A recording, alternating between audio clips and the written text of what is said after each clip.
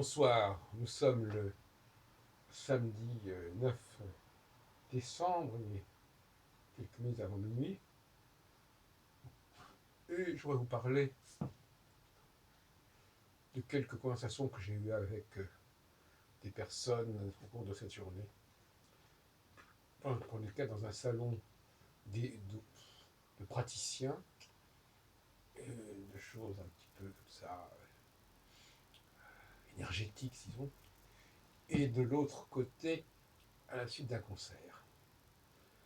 Et à la suite duquel j'ai parlé avec celui qui tournait les pages des partitions des, des musiciens. Et voilà les réflexions qui sont nées dans mon esprit à ces occasions, et dont j'ai fait part d'ailleurs à mes interlocuteurs. D'une part, il s'agit d'un groupe très, très sympathique d'ailleurs, qui a lieu une réunion qui a lieu une fois par mois, à l'église Saint-Jean des Deux-Moulins, en fait le centre qui dépend de cette église, de la paroisse des Deux-Moulins, rue du Château des Rentiers, qui est organisé dans le cadre d'une association animée par M. Claude Quentin. Et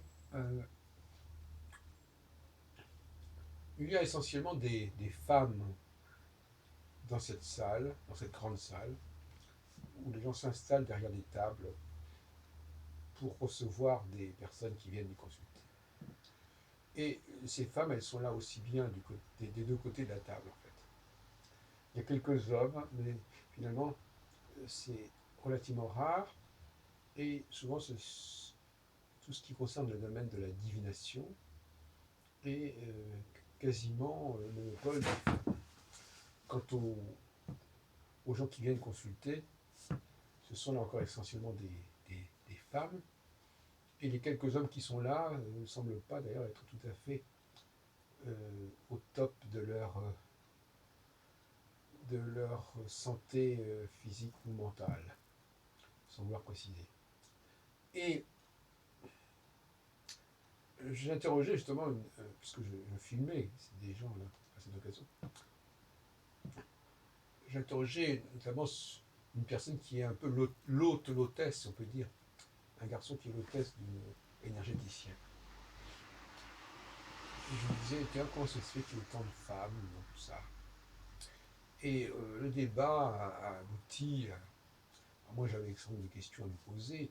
Je disais, ces gens-là, ils sont en demande. Ils sont en demande. Ils ont besoin d'aide. Ils ressentent un besoin d'aide. Et ceux qui vont les assister aussi, puisqu'ils sont également en demande, puisqu'ils utilisent notamment des supports comme le tarot. Donc ils ne se suffisent pas eux-mêmes, ni dans un cas ni dans l'autre. Et on peut dire que le tarot, quelque part, apparaît comme une sorte de béquille, comparé à des pratiques de voyance pure, ou d'autres types de communication par tout simplement comme le font les psychologues. Et donc cette double demande d'aide, c'est un peu la parabole de l'aveugle et du paralytique. Cette double demande d'aide, est-ce qu'elle est ressentie par les hommes? C'est ça qui sont me pose. Et il semble que non. Et c'est ce mot aide qui est très important. Ce mot aide d'ailleurs, qui peut se décliner sous la forme de l'entraide, qui peut aussi impliquer ce qu'on appelle comme les aides ménagères, les auxiliaires. Tout ça, c'est toute une économie, en fait. Une économie qui débouche sur l'emploi. On emploie des gens pour nous aider.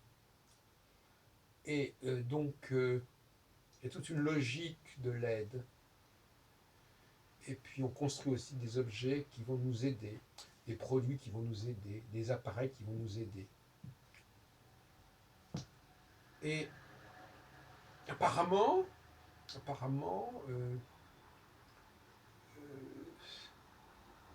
ce type de mentalité, si on veut,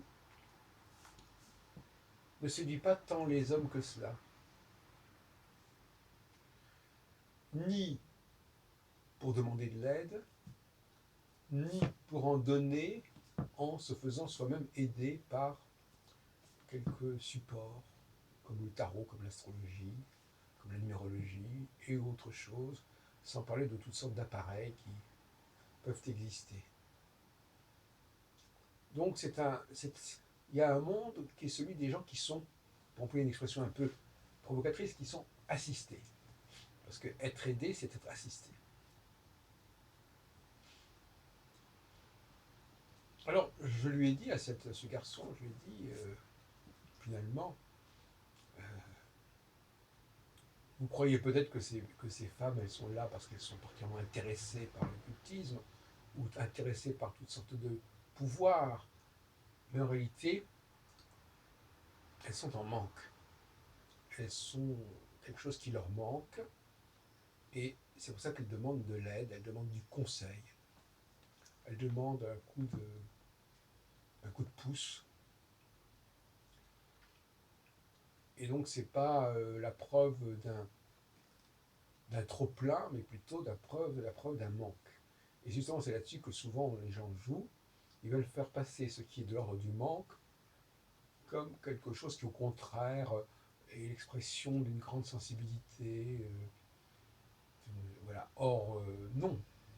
D'une certaine manière, c'est pas tout à fait ça. Et dans le deuxième point que je voulais aborder avec vous, puisque je vais pas être assez bref, donc je reviens sur cette soirée-concert qui a fait suite à une sorte de salon psy, parapsy, avant l'heure, parce que le parapsy a lieu au mois de février, généralement à la porte de Champéret, qui a été mon quartier de naissance, où j'ai vécu pendant 18 ans. Et donc,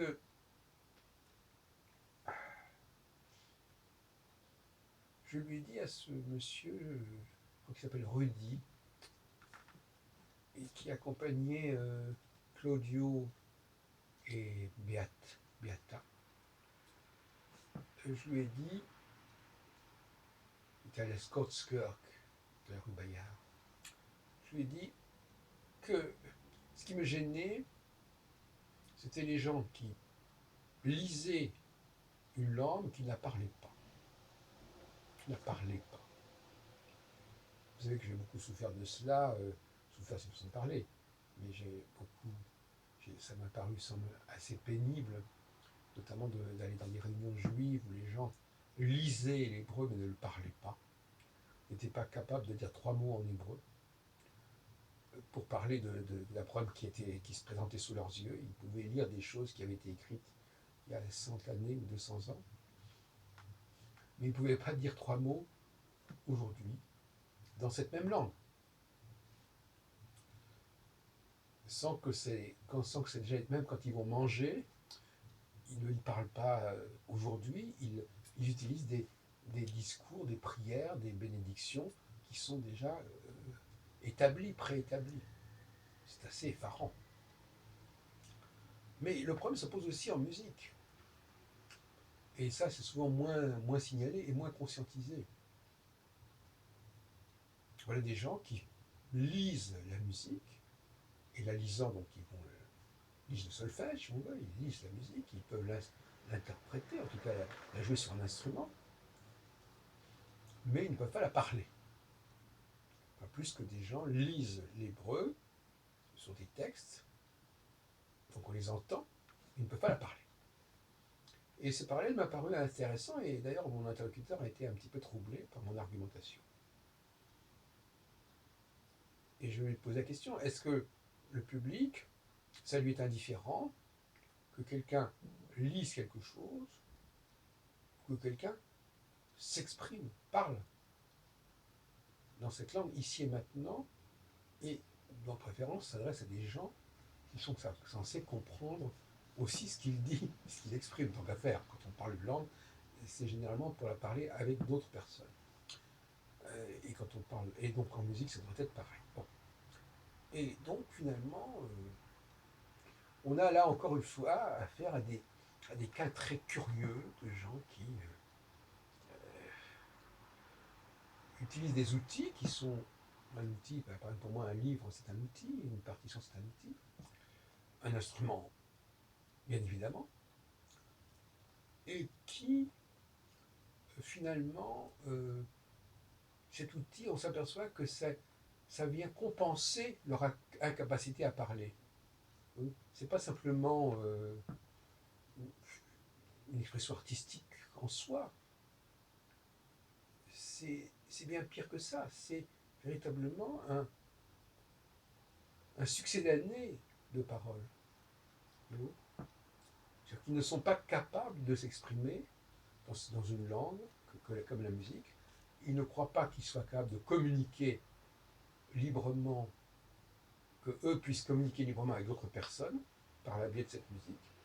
En revanche, euh, ils, ils sont capables d'utiliser des productions musicales anciennes, qui peuvent dater d'il y a 50 ans, 100 ans, ou 200 ans, 300 ans. Et là, dans l'idée que ça va pouvoir communiquer, que communier. Alors tout ça, je dois reconnaître que je suis en train de vous écrire un monde assez étrange, de, de gens un peu paumés. Hein. Toute cette journée, j'ai rencontré des gens paumés, des musiciens paumés, des praticiens et des clients paumés. Et en même temps, ils ne sont pas si paumés que cela, puisque si on le place dans le cadre du féminin, ils sont dans une sorte de normalité. Les femmes ne sont pas faites pour parler, mais pour lire ce qu'on leur a demandé de lire.